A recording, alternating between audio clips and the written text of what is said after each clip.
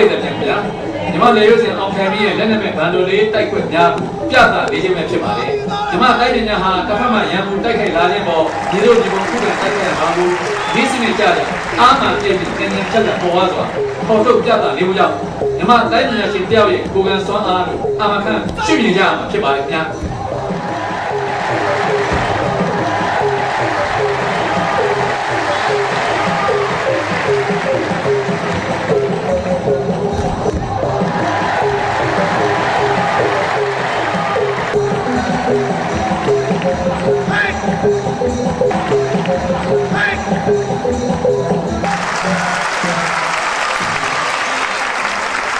ပြသနေတဲ့မဟွာပြင်းဟာ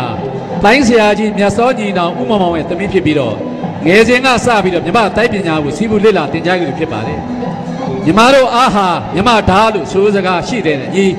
ဓာတ်တလက်ပညာဖြစ်အရိုက်လေးမျက်နှာမှရန်ပြုလာတာများကိုခုခံခြင်းကာကွယ်ခြင်းရှောင်ဖယ်တိုက်ခိုက်ခြင်းများဖြင့်ရန်ပေါင်းကိုကာကွယ်နိုင်ကြောင်းမြမဓာတ်စွမ်းပြသနေခြင်းပဲဖြစ်ပါတယ်ခင်ဗျာ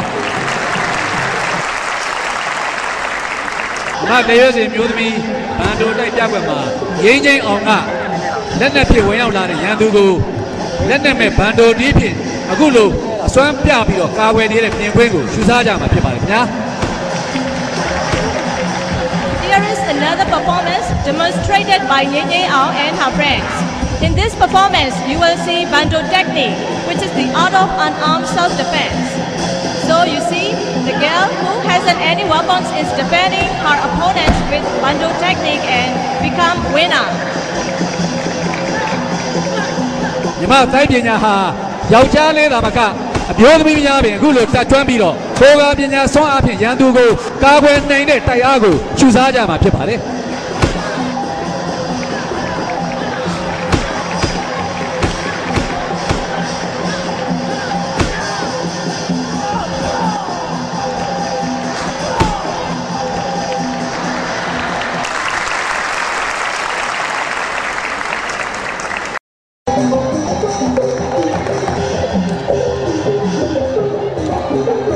သူဟာ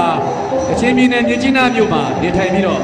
မြန်မာတို့နဲ့အထူးကျွမ်းတွင်ရှိတဲ့မြန်မာဆောင်သားဟာကိုယ်နဲ့မကွာပါလာတတ်ပါတယ်ဒီပါလာတဲ့မြန်မာဓာတ်ကိုတိမ်ထဲမှာလူတို့ထုတ်ပြီးတိုက်ခိုက်နိုင်ပြီးလိုအပ်သလိုပြန်လည်သွင်းနိုင်ကြွချင်မှုကိုမြန်မာသားကိုတွေ့ကြမှာဖြစ်ပါတယ်ခင်ဗျာ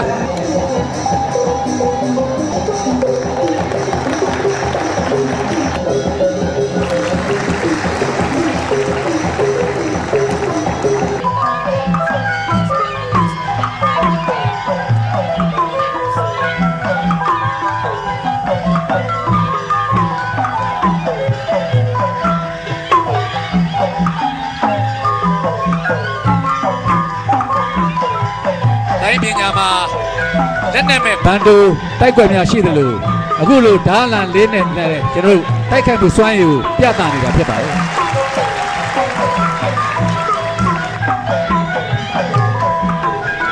This morning, Myanmar Thai exhibition will be performed mainly in two categories of Myanmar martial art. These are Bando, which is self-defense by using hands and legs. Next is Banshe, which is self-defense by using instruments or weapon such as long weapon, rope, sword, spear and pike.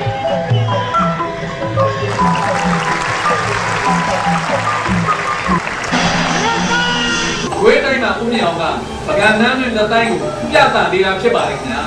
ဒီပညာရှင်ဟာပကံနန်းတွင်ကနေဆက်မြော်လို့စစ်တက်လာတဲ့ပညာရှင်ဖြစ်ပါတယ်ခင်ဗျာအဲ့ဒီတော့ခင်ဗျာရှေ့ပကံမင်းတို့ရဲ့အစဉ်လာတိုင်းတင်ဆက်ပြသနေခြင်းဖြစ်တယ်ခင်ဗျာအခုကျွန်တော်များလည်းကိုတင်ဆက်နေတာပညာရှင်များဖြစ်တဲ့ကိုထုတ်ပိုင်ဝင်ဖြစ်ပါတယ်ခင်ဗျာဒီမှာရဲ့လက်တိုင်းလည်းခင်းခြင်းဟာပကံနန်းတွင်နော်ထာမင်းမှာစတင်ပြီးတော့စစ်တက်လာတဲ့ဖြစ်ပါတယ်ခင်ဗျာ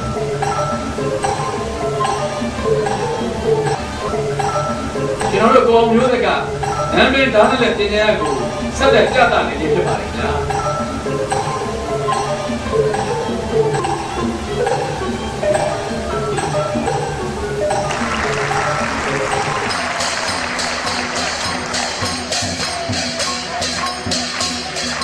ကျန်းပြည်နယ်တောင်ပိုင်းမှာရန်ရင်မင်းကလည်းခေါနောင်ခခေါ်ပလောင်ကျိုးတဲ့တိုင်ကိုပြသနေခြင်းဖြစ်ပါတယ်ဒီပညာဟာကျွန်တော်တို့ပလောင်တိုင်းသားများရဲ့ကျိုးတဲ့တုံးကိုရရှိပါပဲ ကျွန်တော်တို့စိတ်ကျင်တယ်မှာပူးတွဲလို့စိတ်နဲ့လူကမ်းနဲ့စိတ်တစ်ခုချိန်တွဲပြီးလက်ကျင်ကစားနဲ့သင်ကြားတစ်ခုကိုခဏပေါ်ဖို့တင်ဆက်ပြတာနေဖြစ်ပါတယ်ခင်ဗျာ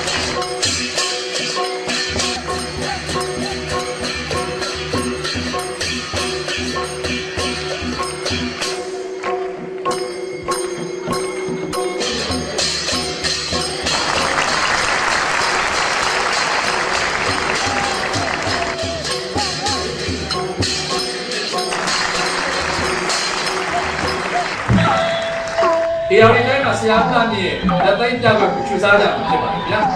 ကျွန်တော်တို့ရဲ့မြမတိုင်းကျင်ထဲမှာအခုံးလက်ဖြန်မောင်းလက်ဖြန်ဖြစ်လက်ဖြန်လက်မောင်းမောင်းကိုမောင်းကိုပြီးပြင်းစွာဖြစ်ပေါ်ထုတ်ပြတာနေခြင်းဖြစ်ပါတယ်ဗျာ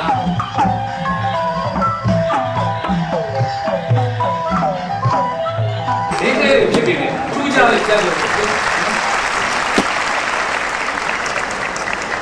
everything ခင်ဗျာဆက်လက်ပြီးရှမ်းပြည်နယ်တောင်ပိုင်းမှာဥပမောင်ရဲ့ရှမ်းရိုးရာလက်တိုင်းပြပွဲဖြစ်ပါတယ်ဒီရိုးရာတိုင်းပညာဟာခြေတီမန်းဆန်စော်ဝါးများလက်ထက်မှာနန်းတွင်းမှာသာသင်ကြားရတဲ့ပျော်ပိုင်းကျင့်စဉ်ဖြစ်ပါတယ်ပျော်ပြောင်းမှုကိုအခြေခံပြီးတော့ရန်သူကိုပြန်လည်ခုခံကာကွယ်တိုက်ခိုက်တဲ့ပညာရပ်ပဲဖြစ်ပါတယ် It is the defending method particularly practiced at the Shan state in ancient time based on the gentleness performed by Siaji Utama. ဒါကလက်နဲ့ပြားနဲ့ဘယ်လိုပဲရန်ပြုတ်ပဲလဲဘန်ဒိုတက်ပညာကိုကောင်းစွာတတ်တဲ့တိုင်းသမားတယောက်ဟာအသက်အန္တရာယ်ကိုကာကွယ်နိုင်စွမ်းရှိတယ်ဆိုတာကိုပြန်ဝါထင်နေတွေ့မြင်ရမှာဖြစ်ပါတယ်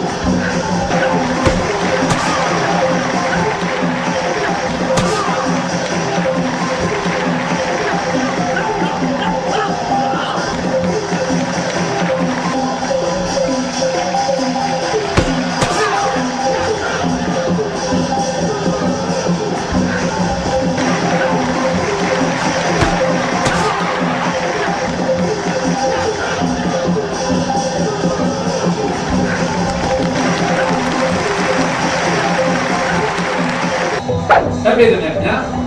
ညီမနေရွေးစင်ဇော်ဝင်းရဲ့ဒုတ်တိုင်းပြကွယ်မှာညီမတိုင်းပညာရဲ့တွက်လက်ပြန်စားပြီးအားမှရှိလာတဲ့ဒုတ်ရပြကွယ်တွေဖြစ်ရှုစားကြမှာဖြစ်ပါတယ်ဗျာ Selected athlete Ko Zawin is performing attack with 9 feet long wooden pole. This method is maintained by successive Myanmar martial arts expertise.